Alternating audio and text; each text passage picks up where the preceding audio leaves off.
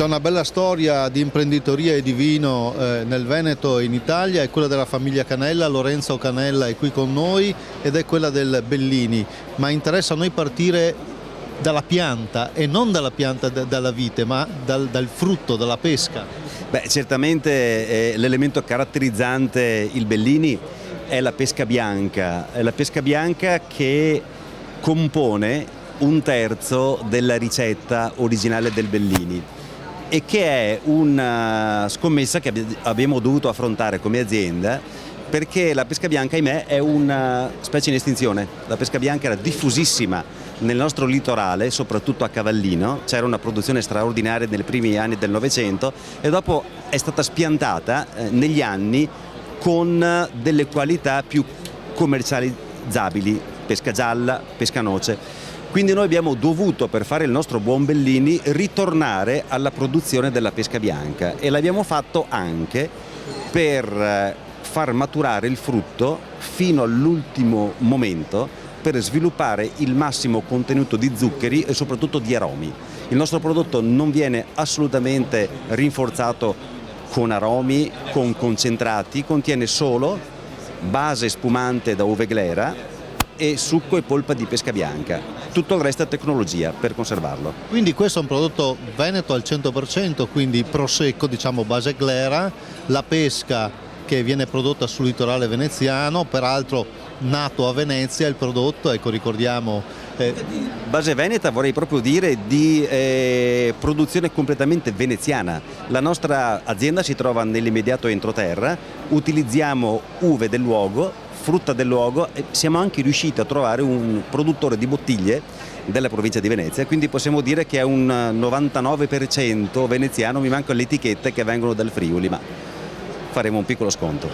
E abbiamo scelto di concentrarsi sul prosecco che produciamo da ben 70 anni. Io ho una bellissima foto del mio compleanno con 3 candeline, quindi nel 1962, dove campeggiava già una bottiglia di prosecco di Valdobbiadene. La nostra azienda è l'unica che può spumantizzare fuori zona il prosecco di OCG di Valdobbiadene e noi abbiamo sempre perseguito questa strada. Ancora adesso la nostra produzione è divisa a metà tra Bellini e prosecco superiore. A proposito allora di celebrazioni, il Bellini va verso i 30 anni.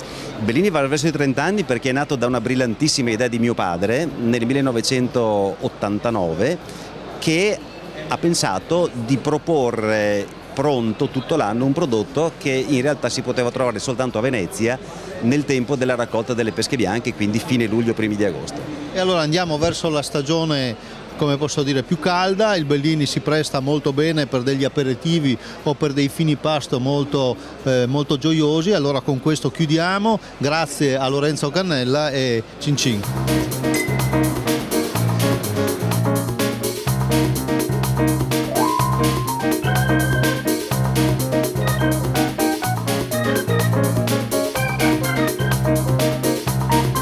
Mi presento quest'anno con questa novità della Lunoteca, che è una enoteca nella botte, e presento appunto il prosecco all'interno del profumo di legno, che è una cosa un po' particolare soprattutto per il mondo del prosecco. Abbiamo usato l'arice per la botte e anche per quanto riguarda tutto l'arredamento, e i clienti sono rimasti molto entusiasti di questo profumo di legno. Io adoro la natura, adoro vedere la vite che cambia dall'inverno, come poi rinasce la primavera, l'estate, per questo mi sono appassionata a questo mondo. E il prodotto adesso si sta anche convertendo al biologico, perché io ci credo molto, e è un messaggio importante di sostenibilità. E il mio prodotto di punta è il Grappoli di Luna, che è la mia vendemmia notturna, che è l'unica vendemmia notturna nel mondo del prosecco. La vendemmia notturna ha una particolarità, nel senso che stiamo cercando quali che sono le influenze della luna anche nel momento della vendemmia, perché sappiamo che la luna comunque ha degli influssi per quanto riguarda le maree, per quanto riguarda le nascite dei bambini e anche per il momento della potatura. Quindi secondo me ha anche degli influssi nel momento della vendemmia. Questo è solo il secondo anno, io sto presentando la vendemmia 2016 qua al Vinitaly, quindi questa è la seconda vendemmia notturna. Abbiamo bisogno di almeno 5 vendemmie per fare uno studio di quelle che siano le differenze, però sicuramente la qualità è molto alta. Non solo vino, in agriturismo abbiamo degli oliveti molto vecchi che stiamo mantenendo sempre con la cultura del biologico, ed è un olio molto buono e molto particolare, quello delle nostre zone, perché è molto delicato, quindi si combina bene anche con i piatti tipici della nostra tradizione e al prosecco.